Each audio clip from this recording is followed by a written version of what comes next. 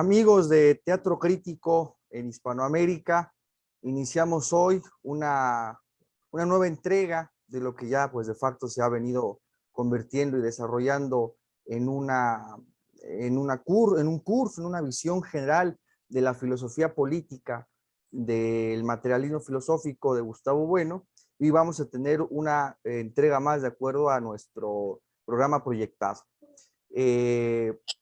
También anunciarles que en la descripción del video vamos a dejar un correo electrónico para que nos manden si tienen dudas, comentarios, alguna sugerencia o surgen preguntas, pues nosotros en la medida de nuestras posibilidades y del tiempo disponible, bueno, pues atenderemos estas preguntas, estas dudas que siempre nutren ejercicios como este.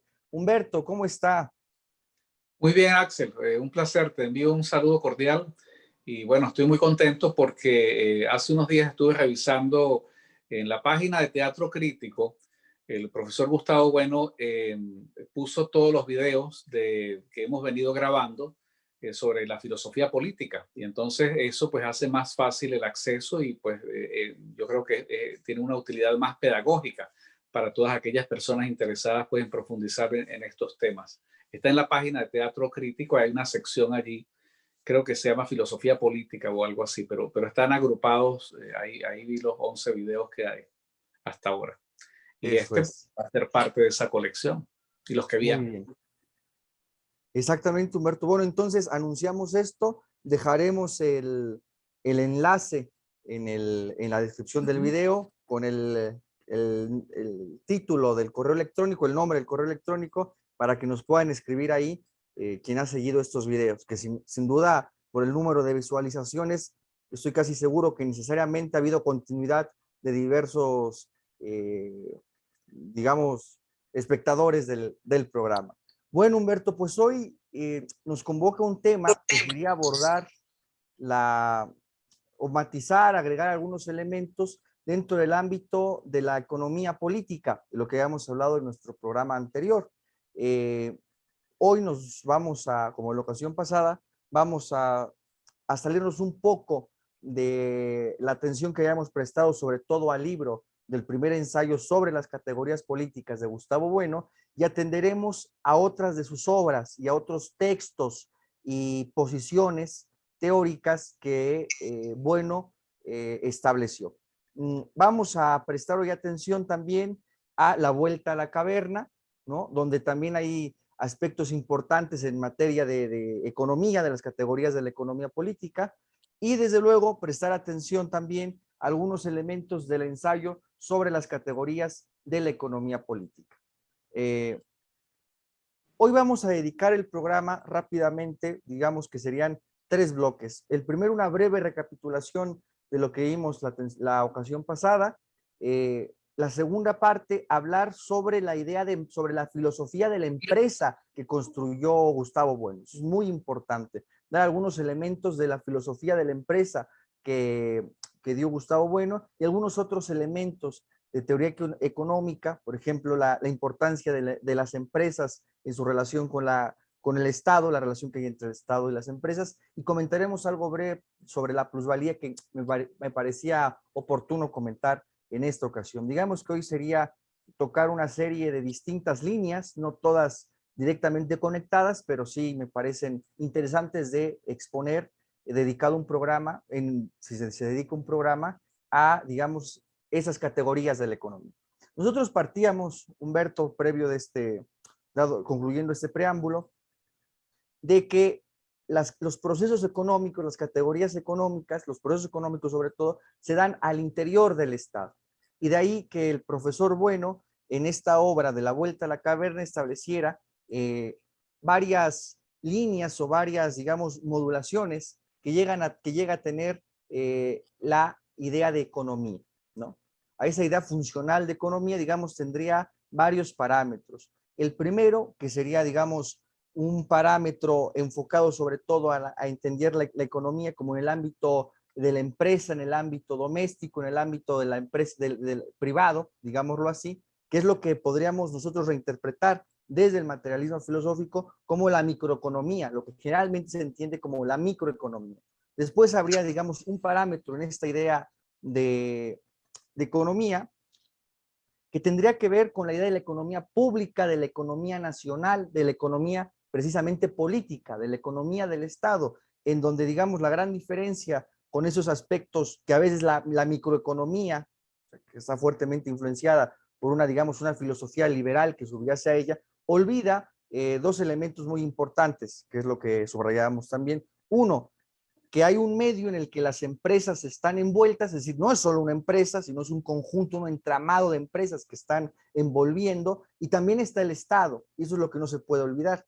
Entonces, el Estado forma parte constitutiva de la economía, eso es lo central que estamos exponiendo, y una segunda, digamos, especificación sobre esta idea de economía, que tendríamos que remitir a esta idea de la economía globalizada, en donde la tesis principal, tanto de las ideologías antiglobalistas como digamos, de los organismos de la globalización oficial, digámoslo así, bueno, pues sostienen que, digamos, el Estado desaparece de esos procesos económicos o cada vez más se va achicando ese papel del Estado. Y lo que nosotros decíamos ahí es que aun que se dan esos procesos, sobre todo de deslocalización de empresas, que eso es fundamental, de formación de esas empresas transnacionales, ya no solo multinacionales, sino transnacionales, en el fondo siempre están en interacción con el Estado, ¿no? Muchas veces esas mismas grandes empresas transnacionales son apoyadas por los estados en el fondo de referencia, en donde están las matrices de estas empresas. Es decir, en suma, que el Estado sigue estando presente aún en esta escala, digamos, de globalización, como se la ha llamado. Yo me detengo aquí, Humberto, en esta recapitulación. ¿Usted qué diría? ¿Cómo ve toda esa situación? Sí, yo podría, bueno, matizar un poco ese último comentario que has hecho, porque ahí uno lee frecuentemente, bueno, periodistas, políticos, influencers, cuando hablan, hacen referencia a la globalización, pareciera que se están refiriendo a un fenómeno que ocurre, digamos, sin ningún tipo de diferencia a nivel mundial, que hay una economía mundial, hay relaciones entre compañías que están radicadas en determinados estados y hay intercambios, ¿no? Pero se quiere dar como la impresión de que hay como una entidad por encima, supra, que regula eso, ¿no? No existe un estado por encima de esos estados, vamos a llamarlos soberanos. Hay relaciones, ¿verdad?, entre unos estados y otros y entre compañías. Todas las compañías, por ejemplo, y es algo que cuando se habla de globalización se hace referencia, por ejemplo, a las compañías que tienen que ver con las redes sociales o compañías grandes como Amazon, inclusive esas compañías tan grandes y poderosas tienen que estar radicadas geográficamente o legalmente en un estado o en varios estados, pero no están flotando en el aire. No es cierto. Entonces yo creo que esa es un aporte, es una precisión importante porque nos ayuda también pues a entender que como tú lo decías, en efecto, no se puede caer en esa desviación de los que apoyan el liberalismo, entonces decir, bueno, es la negación del Estado, porque es que no se puede operar, no puede haber economía al margen del Estado, ¿no? Como tampoco podemos caer en el otro extremo, que es vamos a decir, desde el punto de vista marxista, que el Estado controla toda la economía, es imposible. Entonces yo creo que esos aportes de la filosofía, vamos a decir, política del filósofo Gustavo Bueno son muy importantes porque ayudan a desentrañar pues esa trama de relaciones complejas que están ocurriendo dentro y fuera de los estados, ¿no? Eso es muy importante. Dábamos esta recapitulación y simplemente recordar la idea de economía y la definición que desde el materialismo se tiene de economía con la idea de la rotación recurrente. O sea, ya hoy simplemente es ir glosando rápido, remitimos al capítulo anterior donde exponíamos la tabla y que eso es una gran diferenciación respecto a las definiciones y concepciones que hay de la economía o de la categoría económica en sentido, digamos, ontológico del proceso como tal, real, y del aspecto nociológico, es decir, desde cómo se estudia de una manera científica o al menos lo más científicamente posible. Entonces, eso es importante. Ahora bien, vamos a tratar después de esta recapitulación, engranarlo con lo siguiente, con la filosofía de la empresa del materialismo filosófico, que construye bueno. Y aquí se ve, yo insisto con ello, el nivel y la potencia del materialismo y de la obra de Bueno, de un alcance verdaderamente sorprendente, hay que decirlo. Pocos sistemas filosóficos y pocas filosofías tienen, por ejemplo, cuentan con una filosofía de la empresa, ni más ni menos. Eso es muy importante. Y me parece que se engrana con lo que atendemos al día de hoy, porque hemos hablado mucho del Estado, ¿no? Hemos subrayado esta parte política de la economía, precisamente que constitutivamente los procesos económicos se dan, se insertan en distintas escalas, en las distintas capas. Digamos que la economía atraviesa por completo todas las capas del Estado. No es que se las engulla ni una ni la otra, pero las atraviesa todas. La capa conjuntiva, cuando precisamente interviene en la capa basal, predominantemente la capa basal, en donde están los recursos de esa capa energética, pero también con la cuestión de la capa, también con la capa cortical irremediablemente, al hablar del comercio internacional, por ejemplo. Eso es muy importante. Ahora, en el año, ahora lo reviso, en el año hubo unos encuentros que se dedicaron a atender la filosofía de la empresa, en las que estuvo precisamente una exposición el profesor Bueno, tenía que haber anotado el año,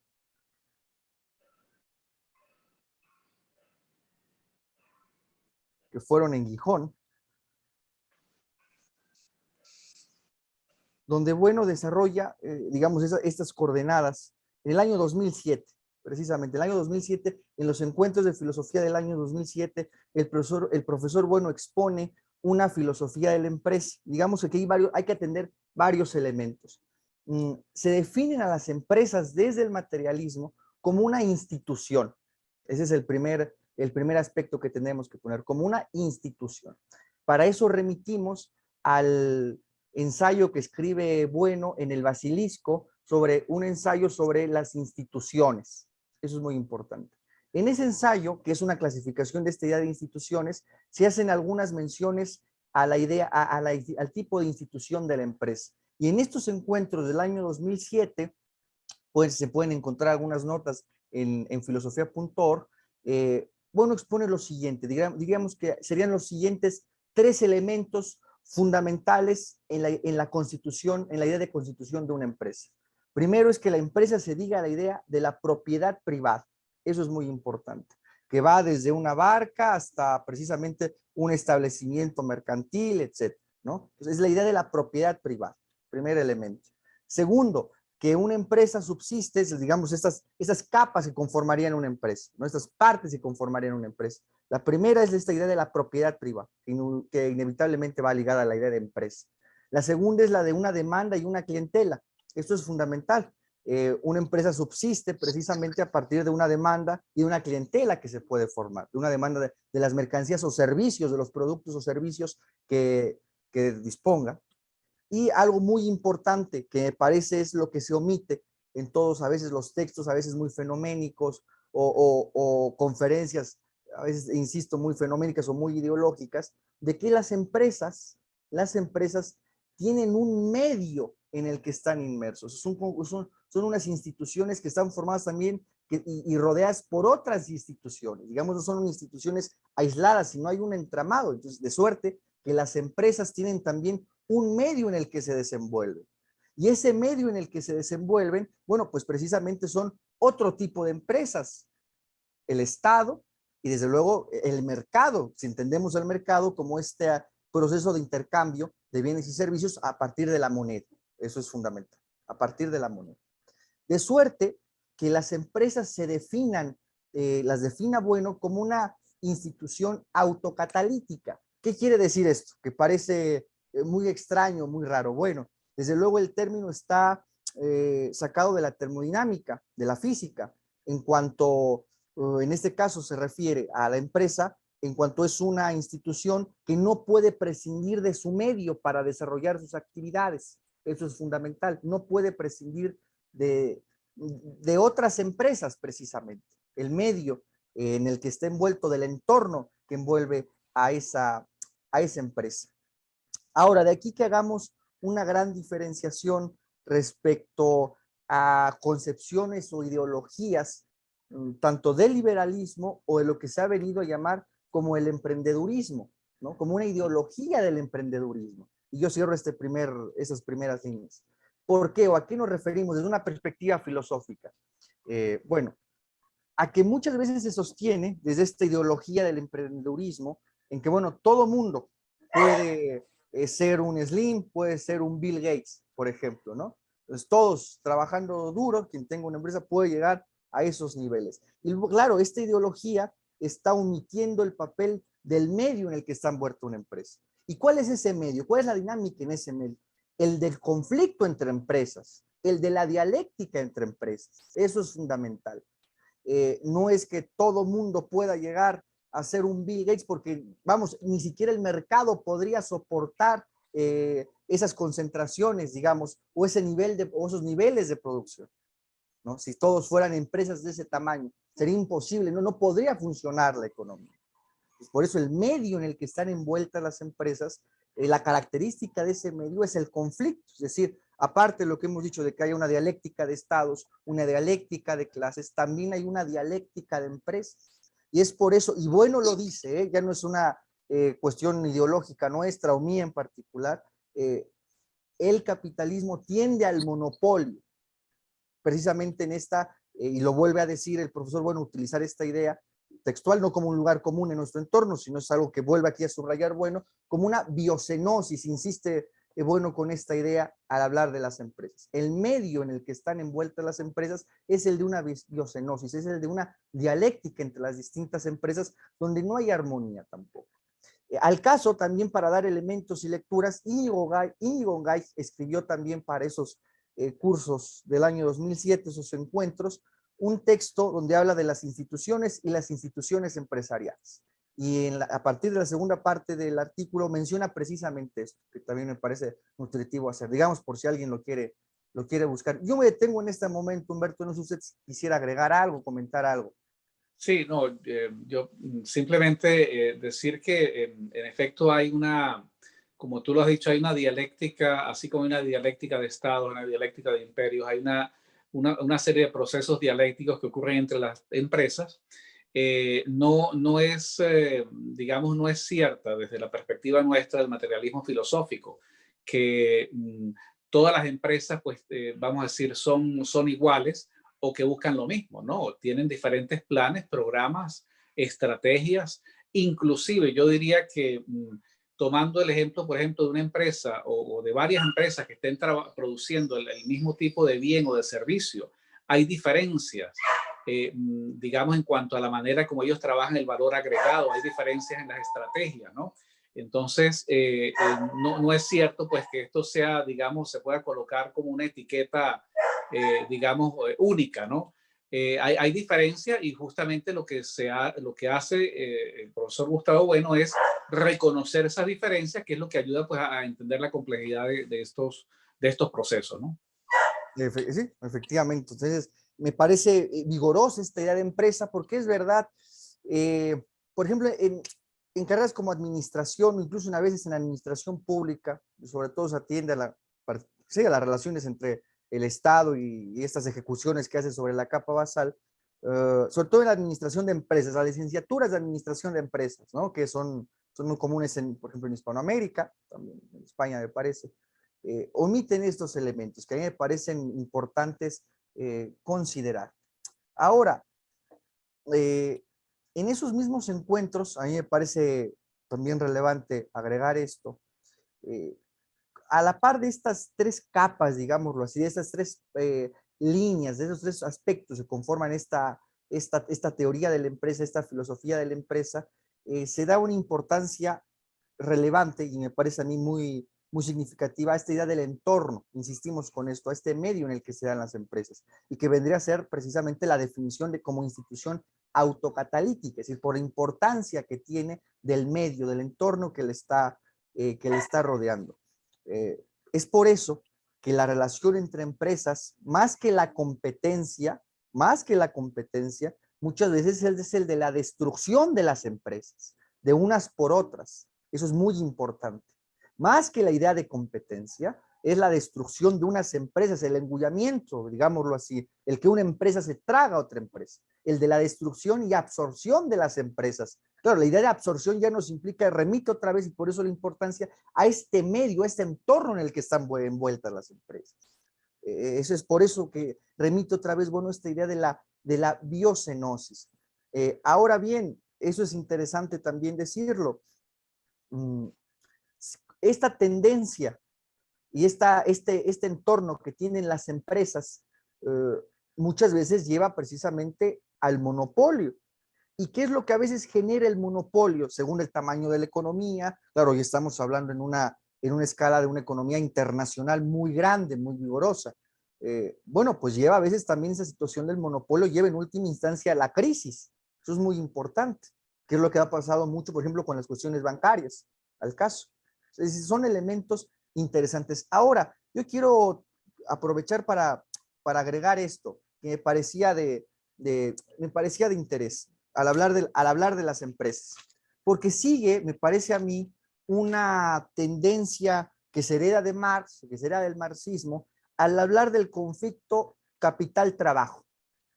Y eso ya nos apunta al tema de la plusvalía. Estamos dando diversos elementos o posiciones, aspectos que me parecen interesantes hoy desde estas coordenadas de la teoría de la empresa. Hay una, y se sigue viendo hasta ahora como una dialéctica que en el fondo la interpretan como la lucha de clases, como una dialéctica de clases entre el capital y el trabajo. Y aún se sigue exponiendo así, de esta manera. Y sin embargo, ha habido una gran transformación en el capitalismo contemporáneo, sobre todo con esos procesos de internacionalización tan fuerte de la economía. Ha habido, se ha desarrollado un proceso muy interesante que no existía todavía en el capitalismo de los años 50 o 40, que es la existencia de pequeñas, medianas, de micro, pequeñas y medianas empresas. Y esto cambia ya por completo la perspectiva que se había generado de Marx, por ejemplo. Yo quiero tocar hoy aquí el caso, digamos, de la estructura económica de México, que es en este caso la que más ubico, ¿no? Entonces, dar unos elementos de cómo se ha desarrollado las economías actualmente y esta importancia de las empresas y cómo este conflicto que se sigue interpretando así, evidentemente bajo la influencia del marxismo, de un conflicto entre el capital y el trabajo, sigue persistiendo, pero que desde esta perspectiva a mí me parece ya muy disfuncional. Miren ustedes, en la estructura económica de México, al hablar de las empresas, tenemos que de manera formal, hay, cerrando números, en México, 6.200.000 establecimientos, digamos 6.200.000 empresas, en el sentido estricto, empresas, de las cuales, miren esto, el 95% de esas empresas, tienen de 0 a 10 empleados, de 0 a 10 empleados. Es decir, se trata de lo que han denominado, esa es la cuestión de las llamadas pymes, como se han venido a llamar. Son las pequeñas, o mi pymes peor cuando quieren agregar el micro, ¿no? Esas están clasificadas como micro, pero es el 95% de las empresas, eso es muy interesante. Tienen de 0 a 10 empleados, de suerte que la diferencia entre el empleador y el trabajador ya no es tan abismal como puede ser entre la de Bill Gates y no sé, algún técnico en computación que tengan en cierta oficina. Es decir, que incluso en términos de capital, ¿no? o monetarios, ya no hay esa enorme diferencia en esas escalas entre el patrón, digámoslo así, y el trabajador, o entre el empleado y el empleador. Luego, 4% de las empresas en México tienen de 10 a 50 empleados. Eso es interesante, de 10 a 50 empleados. Luego, caracterizadas como medianas empresas, el 0.8% tiene de 51 a 250 empleados. Y solo el 0.2% tiene más de 250 empleados. Es decir, de las empresas en México, solo el 0.2% tienen más de 250 empleados. Son, digamos, los grandes corporativos, precisamente las grandes empresas. Ahora, esto en términos de empleo es interesante, me parece como un caso concreto, digamos, de entender esta filosofía de la empresa aplicada, digamos, al caso mexicano, concretamente, ¿no? 37% del empleo en México está generada por estas pequeñas y medianas empresas, el 37%. Y el 36% 31.6% está generado por las grandes, por ese 0.2%, es decir, genera más empleo las pequeñas y medianas empresas que las grandes empresas. Eso me parece muy, muy interesante.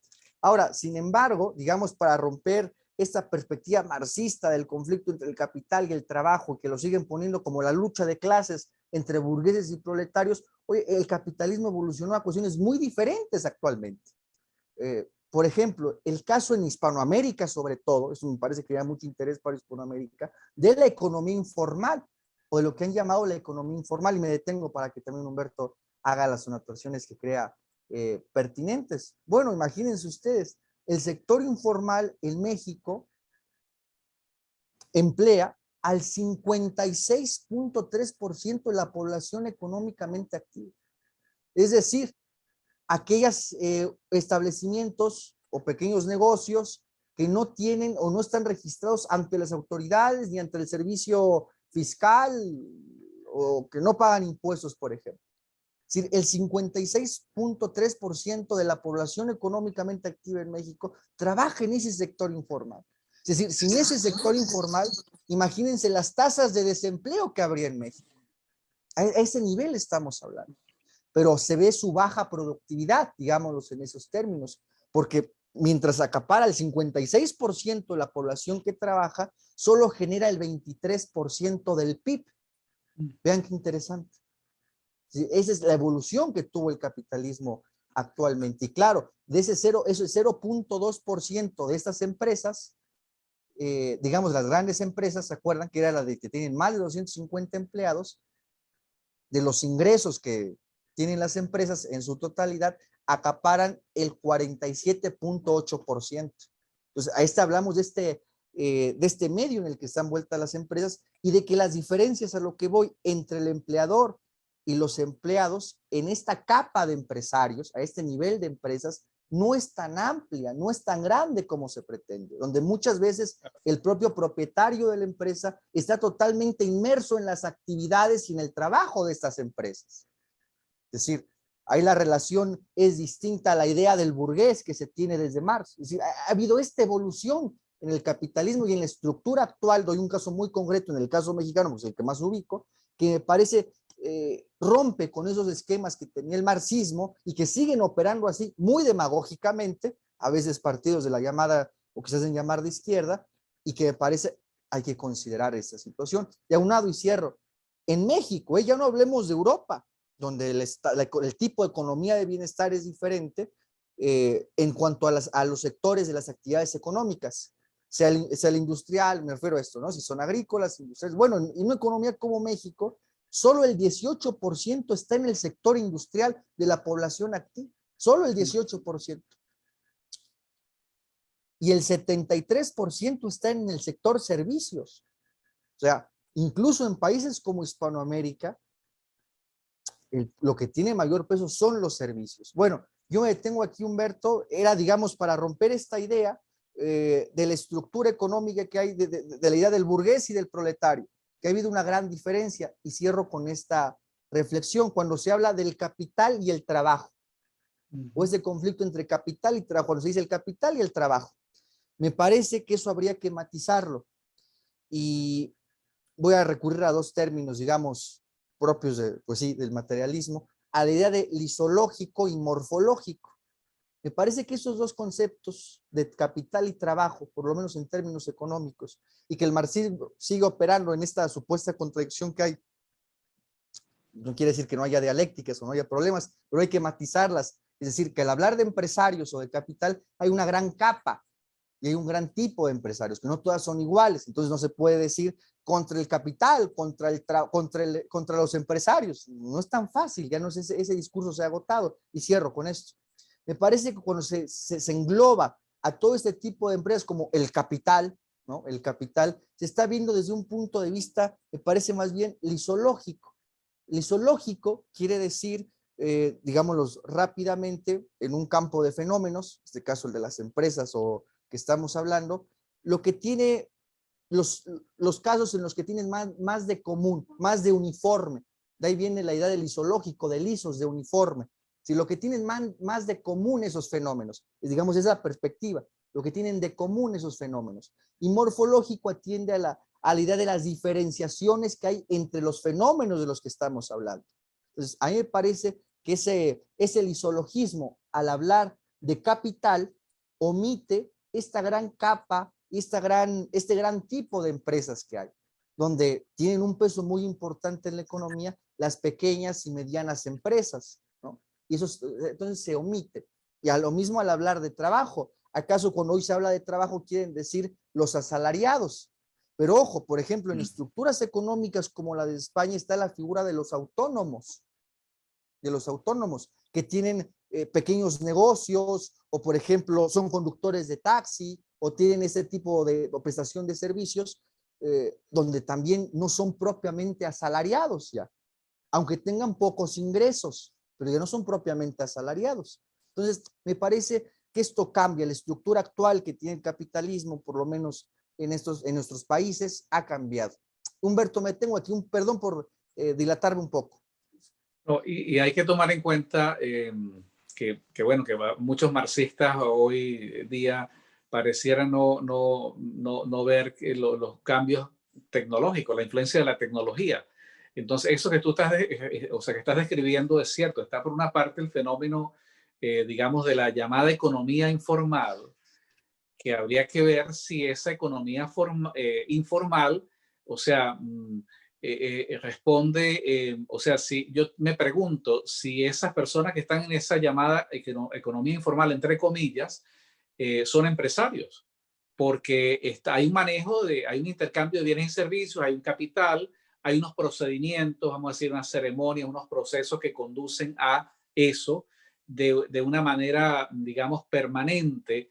Entonces, la parte de informalidad, entre comillas, es porque, bueno, no se han registrado con el gobierno para pagar los impuestos, por ejemplo. Me imagino que es atendiendo a eso, pero son una parte activa vamos a decir, de los procesos económicos vamos a decir, en Hispanoamérica. Pero a eso habría que agregar que producto de los avances tecnológicos, hoy día una persona puede, vamos a decir, desde el punto de vista marxista, ser al mismo tiempo pequeño o gran burgués y proletario, porque teniendo su computadora, su procesadora de datos, puede perfectamente operar con una compañía y constituir inclusive una compañía con un obrero, esa misma persona, y mover millones, o sea, grandes masas de dinero, ¿no? O sea, vendiendo digamos, su mercancía, que es su trabajo, vamos a decir, desde el punto de vista del marxismo clásico, ¿no? Entonces, volvemos a ese punto donde el marxismo se agota y no tiene la capacidad de explicar esos fenómenos, porque, bueno, queda prácticamente todo es reducido a esa contradicción aparente entre capital y trabajo. Pero hay muchas otras cosas que están ocurriendo allí y que, como tú dices, pues habría que, digamos, examinarlas vamos a decir, de un enfoque más de tipo morfológico que el isológico para poder ver pues esas diferencias que están ocurriendo, ¿no? Esas personas que están trabajando de esa manera son una parte activa de la economía, entonces no se puede. ¿Cómo se explicaría esa contradicción desde el punto de vista marxista? Una persona que es al mismo tiempo es un trabajador de su propia compañía, pero a la vez es dueño de esa compañía, pues el marxismo no tiene manera de explicar esa contradicción, ¿no? Sí, Humberto, sí, definitivamente digamos, este alegato que hice, esta descripción que hice, ¿no? Del caso concreto de una economía concreta, como es la mexicana, pues remite a esto, a que se siguen planteando, me parecía interesante al hablar de las empresas, ¿no? Se sigue planteando este conflicto empresarios-trabajadores, empresarios o capital-trabajo, como decíamos, en un contexto, en el fondo, lo que subyace es la idea de burgueses proletarios, de esta lucha de clases entre dos supuestos bloques, ¿no?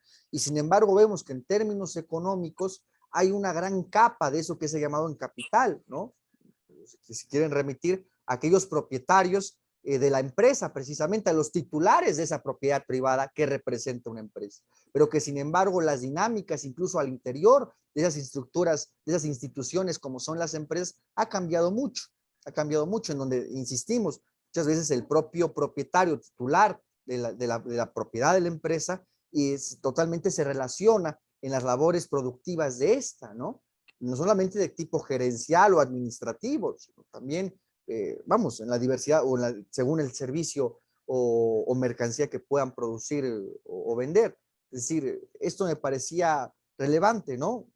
Por estos bloques en que se sigue asumiendo el conflicto, ¿no? Contra los empresarios, bueno, sí, pero ¿de qué hablan? Si son en buena medida los que generan la mayor cantidad de empleos. En España es igual, ¿eh? O sea, la mayor parte de los empleos están generados por las pequeñas y medianas empresas, como en el caso mexicano, como lo decíamos hace un momento. Y Axel, aunque, sí, no, quería interrumpirte acá. Es que yo creo que el problema adelante. está en lo que tú definías hace unos minutos atrás, que es la parte de la propiedad privada, que es donde está el problema del marxismo. O sea, el marxismo parte de que ya por el hecho de que hay propiedad privada, el dueño de esa propiedad privada, el capitalista o el empresario, ya por definición de entrada es malo. O sea, ya, no hay, ya es una cuestión, vamos a decir, vamos a llamarla moralista o todos los capitalistas son malos, la propiedad privada no es buena y entonces, claro, partiendo de ese postulado, pues en realidad no hay manera de poder explicar los procesos que están pasando en la realidad, ¿no? O sea, es lo que tú decías, ese componente, ¿no? de la propiedad privada, de cómo el marxismo lo explica y cómo lo explica Gustavo Bueno del materialismo filosófico, ¿no? O sea, son dos posiciones completamente enfrentadas, pero una más potente que la otra a la hora de explicar eso que está pasando, ¿no? Disculpa que te interrumpí, pero No, quería... no, Humberto, por favor. No, de hecho me agrada porque a veces hablo mucho y siento que hago el programa. Entonces, qué bueno que No, eh, está... precisamente, o sea, a lo que vamos es que no se puede seguir interpretando la economía y la economía perdón, y la política en esos términos. Ahora, usted ya ha introducido el tema que yo quería tocar ahora, digamos, en la otra parte del programa, en digamos, glosas a temas económicos. Digamos que esto es un programa destinado a glosar temas económicos desde las coordenadas de Bueno. Ahora, usted ya tocó el tema de la propiedad privada y con eso a mí me da pie a insertar ahora el tema de la plusvalía. ¿Qué le parece, Humberto? Perfecto. La idea de plusvalía, la teoría de la plusvalía en el marxismo, pues sin duda es un pilar de su concepción económica y también en el caso de Marx es un pilar de su concepción filosófica, ya no solamente económica, sino también en su proyecto filosófico y que tiene plena relación con el proyecto político que Marx va a sostener del comunismo, del socialismo y del comunismo. El comunismo en el sentido más estricto como la desaparición del Estado y de la propiedad privada, es decir, en la faceta anarquista de Marx, al menos en escala ideológica de proyecciones de cuál debía ser la evolución del movimiento socialista, ¿no? Ahora bien, la posición de Bueno respecto a la plusvalía me parece un tema interesantísimo de tocar, porque si ya sabemos evidentemente, y los 11 programas prácticamente que hemos dedicado a la filosofía política de Bueno, pues en buena medida han sido una crítica a la teoría marxista del Estado, y por tanto a las ideas, pues ya sean liberales o contractualistas que hay por ahí, o de otras filosofías alternas que se han dado en el desarrollo de nuestra tradición filosófica. Ahora, a mí me parece que negar la plusvalía, la teoría de la plusvalía, es ya desquebrajar por completo el esquema del marxismo. Tanto el marxismo de Marx como del marxismo contemporáneo, del neomarxismo, como se llama, todas esas variedades, o de un marxismo degenerado, donde incluso quieren hablar del término de plusvalía, en términos incluso sexuales o de género, por ejemplo, ¿no? En esta ya degradación total que ha tenido el marxismo, o lo que se hace llamar así. Y me parecía importante exponer la posición de Bueno respecto a la plusvalía. Y Bueno la niega. O sea, ya negar, si ya se negaba como la filosofía de la historia del marxismo, su teoría del Estado, y negar la plusvalía, a mí me parece ya es la estocada final al corpus del marxismo y de otras concepciones económicas también, la liberal, pero ahora atendemos a esto. Bueno, donde expone mayormente sus ideas respecto a la plusvalía, donde nos da, digamos, estas notas al pie de página, estas grandes líneas para poder hacer luego un desarrollo posterior, es en la conferencia que da, en los encuentros dedicados a la economía política. La conferencia la pueden buscar en YouTube, se llama Esbozo a un epílogo del ensayo sobre las categorías de la economía política. Así lo pueden buscar en YouTube. Ahora, lo que ahí dice, bueno, respecto a la plusvalía, es que la niega, que propiamente esta es una idea de Marx construida, dice el profesor Bueno textual, de manera ad hoc para sus planteamientos ideológicos, de manera ad hoc para sus planteamientos ideológicos, donde la idea central, digámoslo vulgarmente, es que la ganancia del empresario, lo que sostiene la teoría de Marx, ahora sí podemos hablar de Marx y del capital, propiamente del capital, en efecto, a partir, lo estuvimos revisando, sobre todo a partir en el tomo primero, sección segunda, capítulo cuarto, para dar la referencia, es donde se habla Marx de la idea de la ganancia y del incremento, digamos, del incremento de lo que Marx entiende como una expropiación al trabajo o de un robo al trabajador, ¿no? Y sin embargo, aquí la tesis central es que la ganancia del capitalista, como lo dice Marx, no se da en el ámbito de la circulación, sino en el mismo proceso de producción, para usar las categorías marxistas, de producción y circulación. O sea, la tesis central de la plusvalía es que las ganancias que tiene el capitalista, dice, por usar el término de Marx, se da en el proceso de la producción, negando que se dé, por lo tanto, en la esfera de la circulación. Es decir, propiamente Marx dice que esa plusvalía es producto del propio proceso productivo que se da. Eso es interesante. Y ya no estaría en el ámbito de la circulación o del mercado, precisamente en ese intercambio de bienes y servicios. Entonces, Marx se sorprende en esa fórmula conocidísima de DM, D incrementada, incremento de D. Marx se sorprende de que hay un incremento, digamos, de ese dinero inicial, de esa inversión inicial. Se sorprende que haya un incremento. La pregunta es, ¿por qué se sorprendería?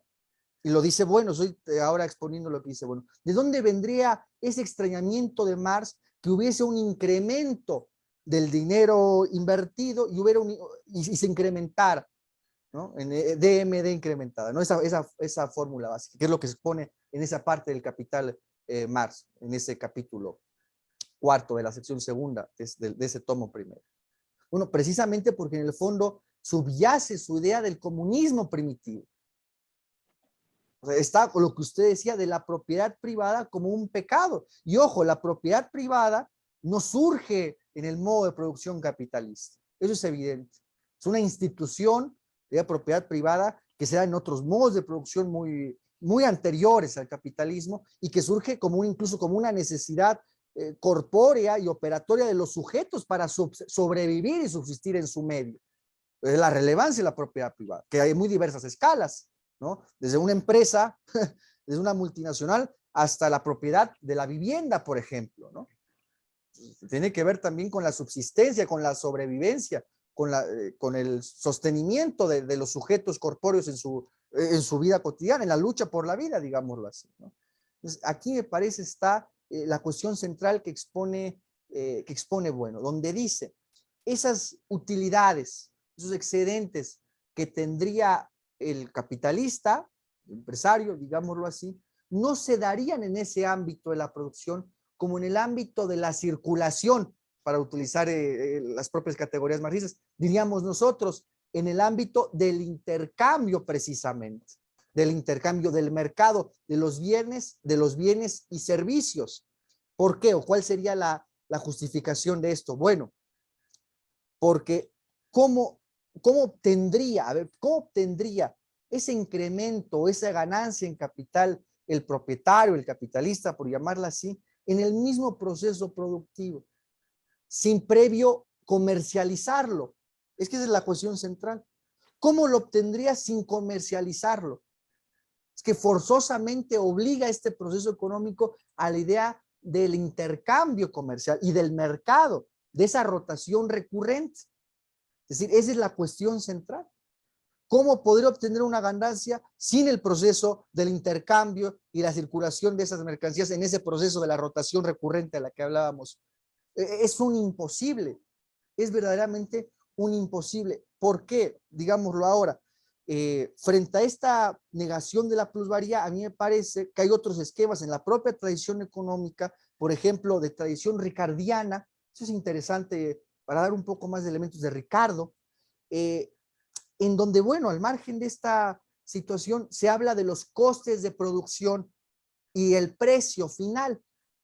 Eso es una diferenciación interesante entre los costes de producción y el precio, porque es evidente, para ir culminando nuestro programa, es evidente que el costo de producción no puede ser igual al precio, porque si no sería imposible reinvertir y sería imposible la reproducción de la propia empresa. Sería imposible. Si se diera en la misma cantidad el costo de producción y el precio final al consumidor o el precio final en el mercado. Sería imposible la reproducción y el sostenimiento de las empresas. No se podría hacer. Ahora, no hay duda que el trabajo, digamos, en aspectos salariales, los salarios que tienen que pagar, entran como un elemento en ese costo de producción, al margen de las materias primas o de otros servicios que tengan que contratar. Desde luego, el salario, el tema salarial, entra como un elemento en los costos de producción. Pero ahora, ¿de dónde vendría esa utilidad del empresario? Del precio final. ¿Y el precio final en dónde se da? En el ámbito del mercado, en el ámbito del intercambio, de la comercialización de los bienes y servicios. Si no, es imposible que se dé esa utilidad, ese incremento de que más le sorprendía y que él decía se daba en el mismo proceso productivo al, digamos, robar de esas horas de trabajo generadas, ¿no? Eso se da, pasa forzosamente por la cuestión del mercado, por la cuestión de su comercialización del intercambio. Esa utilidad, insistimos, es la idea central, se genera en el proceso del mercado, a través, claro, de la oferta y la demanda. Ojo, pero aquí nos separamos de esas, me parece a mí, ¿no? por el armonismo que implica y los esquemas subjetivistas de la economía, en este caso, por ejemplo, del marginalismo, o de esta economía, digamos, de estirpe más liberal, por llamarla así genéricamente, ¿no? En donde solo conformarían los precios un vaivén de la oferta y la demanda, ¿no? Y eso sería la libre competencia. Y negamos esta idea por lo mismo que decíamos del entorno de las otras empresas, ¿no? Que no es aquí una competencia, sino incluso entre la demanda y el medio que conforman las otras empresas, bueno, se da una situación de conflicto, ¿no? Una situación de conflicto, no hay ese armonismo de ese supuesto mismo equilibrio que se da entre la oferta y el demanda. No, no, no, hay desajustes y hay un conflicto. La idea es el conflicto, no la armonía precisamente, en ese sentido económico. Ahora, para cerrar esta breve, pues estos breves comentarios en torno a esta idea de la plusvalía. Las economías o los economistas, digamos, marginalistas o liberales, si quiera llamar, sostienen que los precios solamente son un índice de información. Así los definen, de verdad. Índices de información. Entonces dicen ellos, claro, cuando a veces el Estado interviene, no sé, estableciendo precios máximos, que es una medida a veces muy poco eficaz, por cierto, habría una destrucción, un desacomodo, una interferencia maligna en esa información, porque daría una información deformada a los agentes económicos, pero están omitiendo los aspectos objetivos también de la producción o de la conformación del servicio que se va a ofrecer, que son los costos objetivos que hay de producción. O sea, no se trata aquí solamente de preferencias subjetivas o que la oferta y la demanda simplemente dependa de preferencias subjetivas, si gusta más o menos al cliente, que generalmente es en el fondo la la negación a la teoría de la plusvalía son estos otros postulados. No, hay que atender a los costos de producción. Entonces, diríamos que había tres elementos que para mí resultaría de esta crítica que haría, bueno, tanto a la visión marxista como a las economías subjetivistas, ¿no? Es la idea del coste de producción, la idea del precio final, que implica el mercado y la comercialización, y la utilidad, los márgenes de utilidad. Y esos márgenes de utilidad se darían en el ámbito del intercambio, en el ámbito del mercado, a través de la moneda. Y por lo tanto dice, bueno, aquí esa ganancia que hay, esa utilidad que llega a haber, es a través de la moneda precisamente, por el intercambio que se da en el mercado. ¿Y por cuál es el medio por qué esto surge? Por la moneda. Por eso la importancia de la moneda, que Luis Carlos tan certeramente advirtió y desarrolló esta obra que invitamos a analizar, tanto su conferencia sobre la filosofía de la moneda como su obra del mito del capitalismo. Entonces nos parece muy valioso. Humberto, me extendí un poco. No sé si usted quisiera agregar algo. Discúlpeme. Sí, bueno, justamente otro argumento más para explicar que no se puede prescindir del Estado, la moneda. ¿Cómo? O sea, justamente, o sea, sin la moneda y sin un Estado que respalde esa moneda, pues no puede haber procesos económicos, ¿no? Y comentando un poco también lo que decías sobre esa, digamos, la forma como el marxismo aborda pues, los procesos productivos y, claro, o sea, hay que tener también en cuenta que Marx está hablando como un político y él está haciendo un argumento político y cuando él arma su argumento, pues él dice, bueno, es que el trabajador es el dueño de eso que está haciendo, ¿no? Entonces, teóricamente, ¿verdad? En una fábrica hay unas líneas de producción, entonces, según la teoría marxista, pues el trabajador pues vendría a ser pues el dueño de eso que está construyendo, pero desconoce entonces el marxismo los otros procesos que están englobando esa parte, ¿no?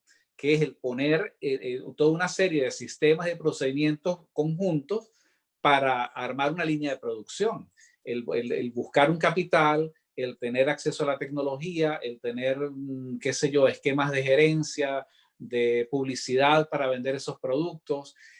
Creo que bueno, lo decía en esa conferencia, creo que le escuché que algo que dice que, bueno, que, o sea, si es tal la crítica del trabajador denunciando a ese empresario capitalista oprobioso que está usando, bueno, monten ustedes una fábrica.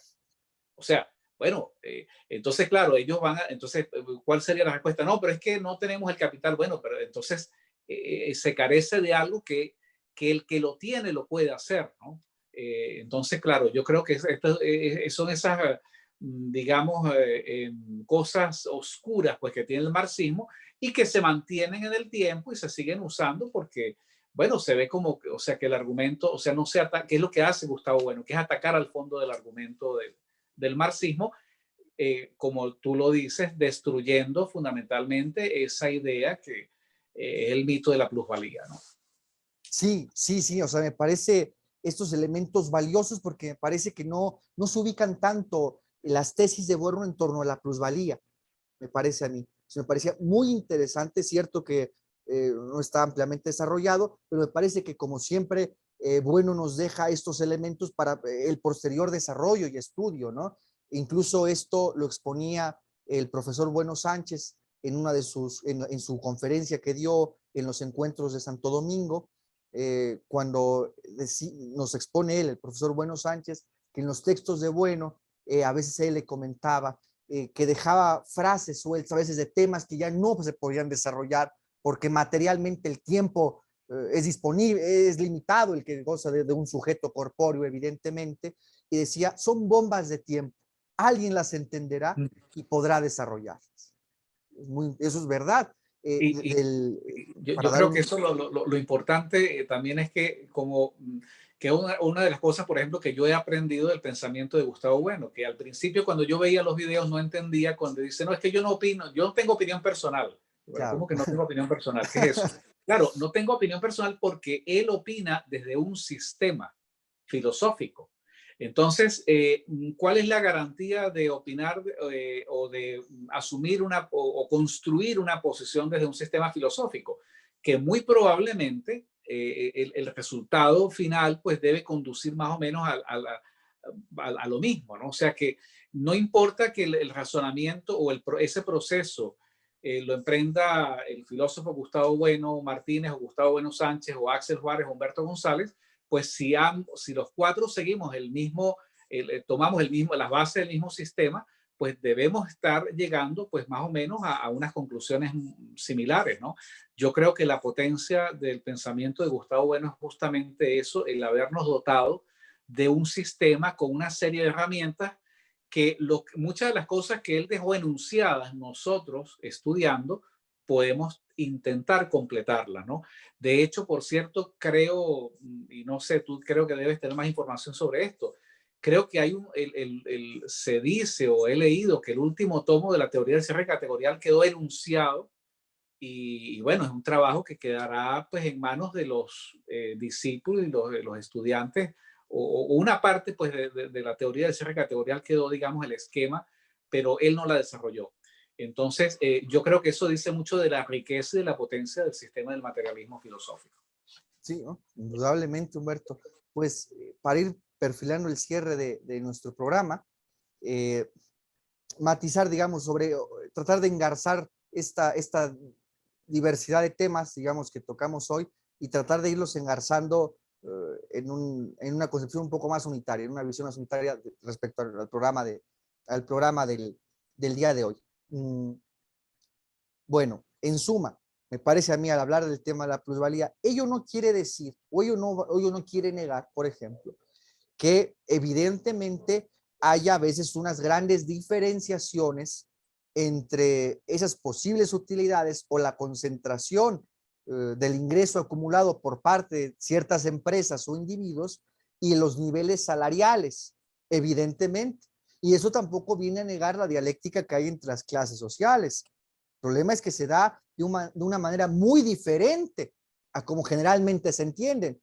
Incluso los no marxistas, ha sido tal el influjo de Marx por lo potente en su momento que fueron sus tesis y el empuje político que tenía, que lo siguen viendo aún así. Pero bueno, ¿a qué me refiero? Por ejemplo, pienso en el caso de China, donde por lo menos hasta antes de esta nueva política de Xi Jinping, en el proceso de China por constituirse la fábrica del mundo y el imperio del centro, donde todas las rutas comerciales y los procesos incluso industriales pasaran por China, el tema de las tasas salariales tan bajas, tan reducidas, era algo muy importante en el proyecto chino.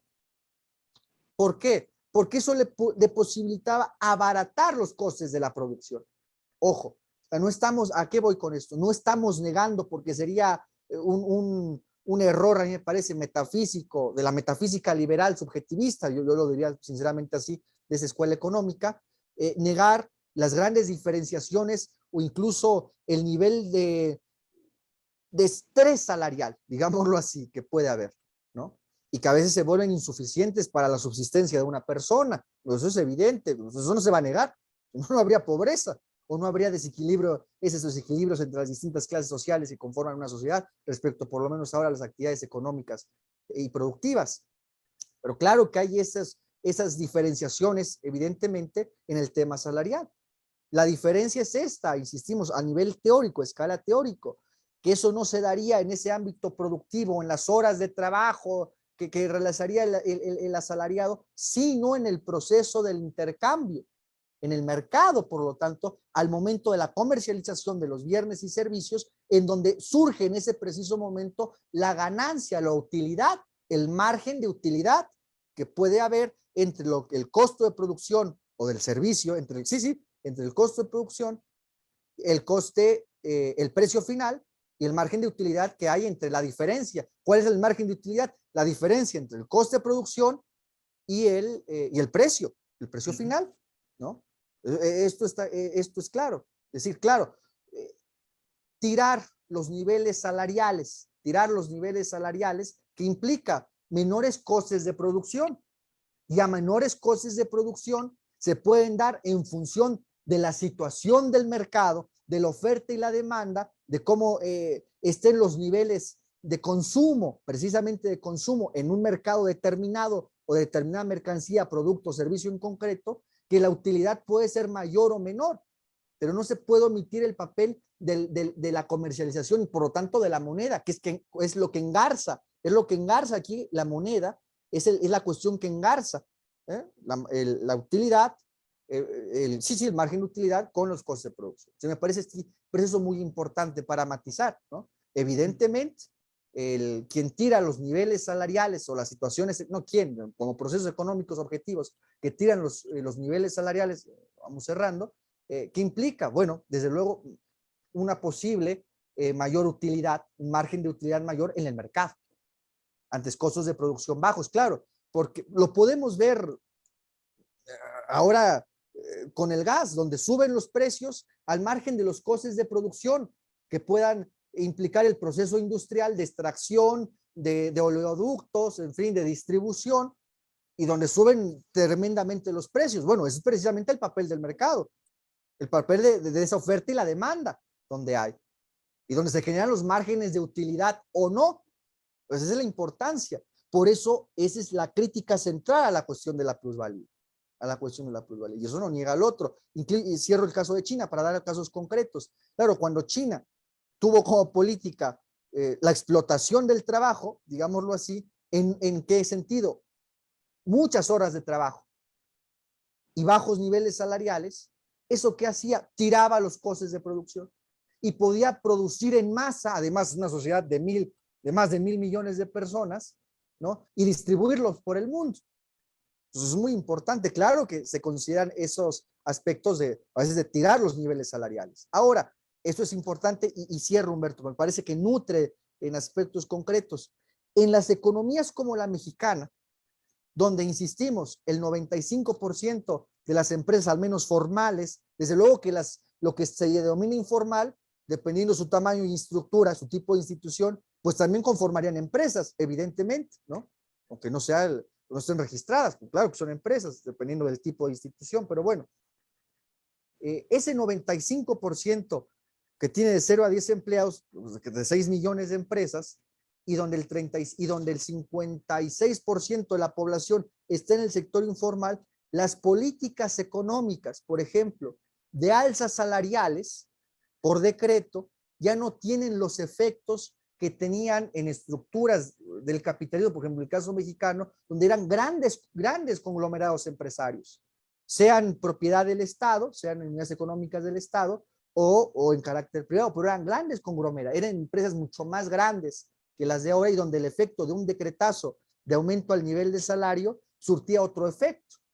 Ahora no, porque claro, cuando hay esta gama de empresas de 0 a 10 empleados, de 10 a 50 empleados, de 51 a 250 empleados, que son la mayoría, que son pequeñas y medianas empresas, los márgenes de utilidad que tiene, dependiendo el rubro, dependiendo el tipo de actividad, no son ya tan amplios como puede ser el de ese 0,2% en el caso de las empresas mexicanas, que no resistirían a veces, ¿verdad? No resistirían a veces un nivel muy alto de salarios. Eso es interesante objetivamente, más allá del deseo personal que pueda haber de justicia social. Son estructuras objetivas que se nos van imponiendo. Eso es lo complicado y lo duro del problema, claro, porque ¿qué implica una alza salarial descontrolada?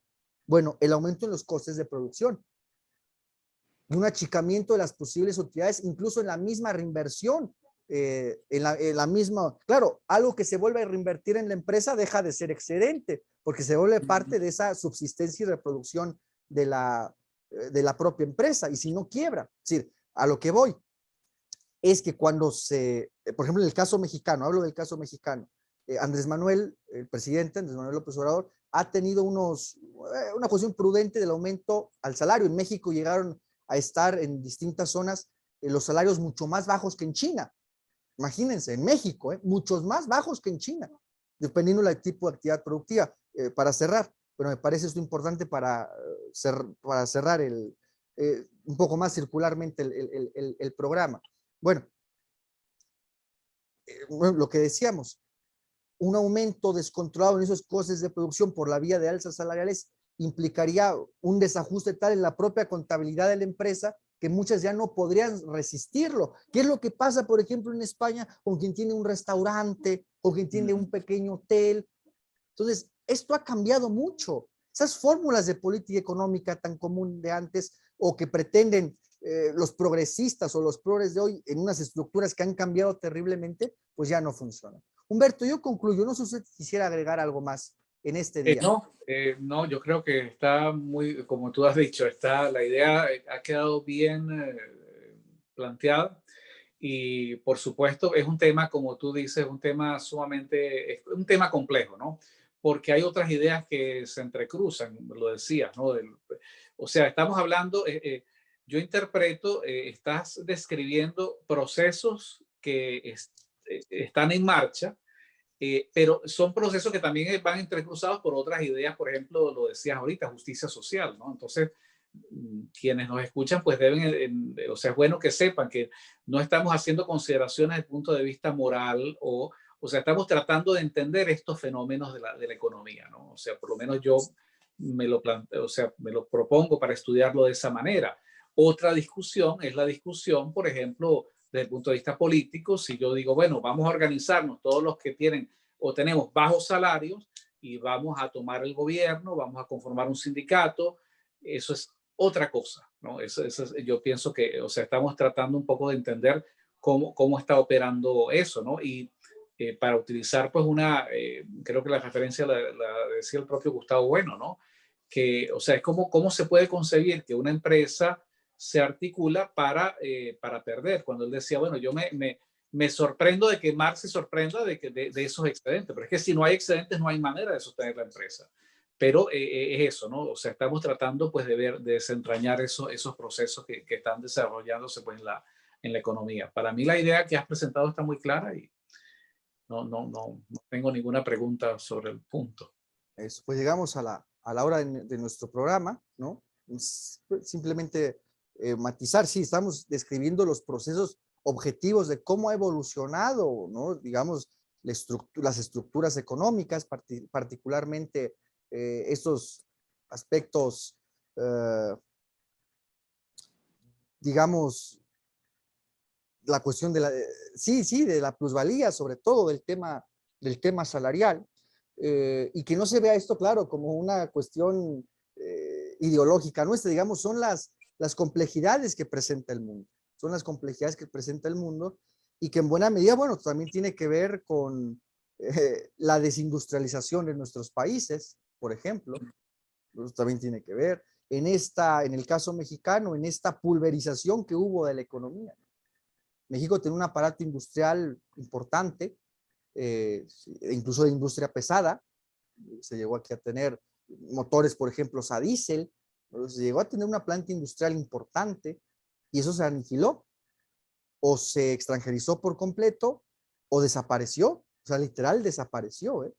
Y claro, esto generó esta pulverización de la economía en esas pequeñas unidades económicas, a veces muy endebles económicamente, Claro, es evidente, aquí lo decíamos, de esos ingresos que presentan las empresas, el 50% pertenece al 0.2% de esas empresas. Entonces, esas son las complejidades que presenta pues, las estructuras económicas actuales. Y bueno, simplemente glosar con esto, ¿no? Cerrar con esta idea. Esta teoría de la empresa, esta filosofía de la empresa, ¿no?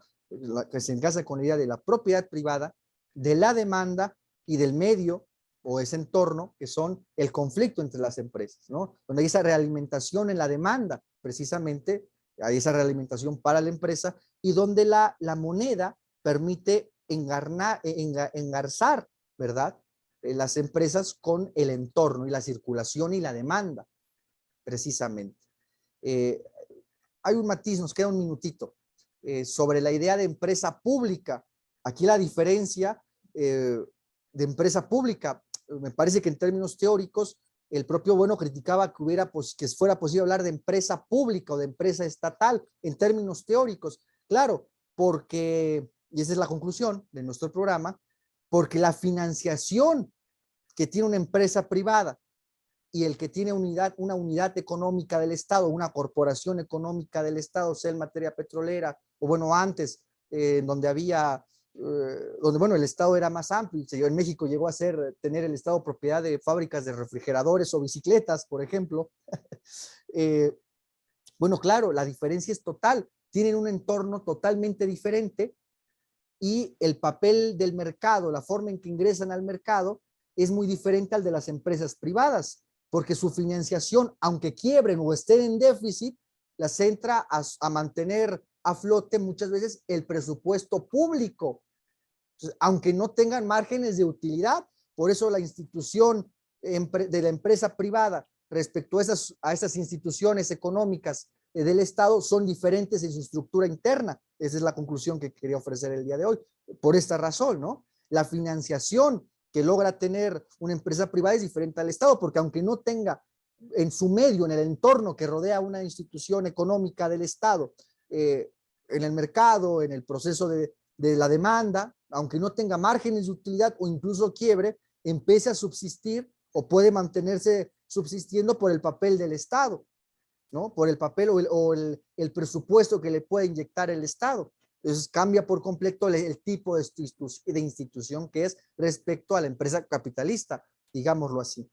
Y bueno, como cierre, precisamente la crítica, la postura, una de las tesis que exponen Bueno para la desarticulación del socialismo soviético, del capitalismo, él le llama a la Unión Soviética un capitalismo de Estado, un capitalismo monopolista, ¿verdad? Está un capitalismo de monopolio de Estado, es precisamente porque las empresas, por llamarles así, porque las instituciones económicas, la organización económica que había en la URSS, no propiamente empresas en el sentido privado o capitalista, evidentemente, se quedaron sin ese entorno que tenían o que tienen las empresas por ejemplo, en el capitalismo. Es decir, en esos aspectos de la demanda y la realimentación que hay a través de la demanda y del intercambio. Y aquello se desquebrajó, por ejemplo, porque es muy difícil planificar, incluso como ellos pretendieron matemáticamente planificar la oferta y la demanda. Estas instituciones económicas respecto a las empresas diferentes en el sistema capitalista se quedaron sin ese entorno, se quedaron sin ese medio de realimentación de estas empresas, por la demanda, por los márgenes de utilidad, por ejemplo, que se posibilitan en el ámbito del intercambio, y aquello quebró. Eso es muy fuerte lo que expone Bueno, y por lo tanto entiende la definición que hace Bueno de la URSS en estos términos. Bueno, pues es el de los monopolios soviéticos estatales, ¿no? Económicos.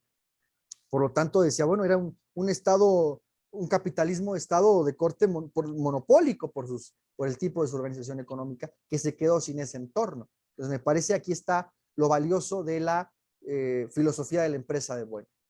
Pues concluyo yo, Humberto. Muchas gracias por estar en nuestro programa el día de hoy. Muchas gracias, Axel. Y bueno, seguimos estudiando y seguimos aprendiendo con cada programa. Hoy fue un poco más digamos, de glosas a temas económicos que me parecería interesantes hoy respecto a las gamas ideológicas que andan por ahí a hacer esta crítica o darles este enfoque. Pues esto fue Teatro Crítico en Hispanoamérica. Un abrazo, hasta la próxima. Hola, Axel. ¿Qué tal, Humberto? Una disculpa, pero bueno, ya estamos acá. No, perfecto, ya estamos listos. Gracias, Marín, muchísimas gracias. Luego, para no quitar el tiempo de Mari, coordinamos el programa siguiente. Cuídese mucho, luego lo veo. Perfecto, gracias, Axel. Gracias, Mari.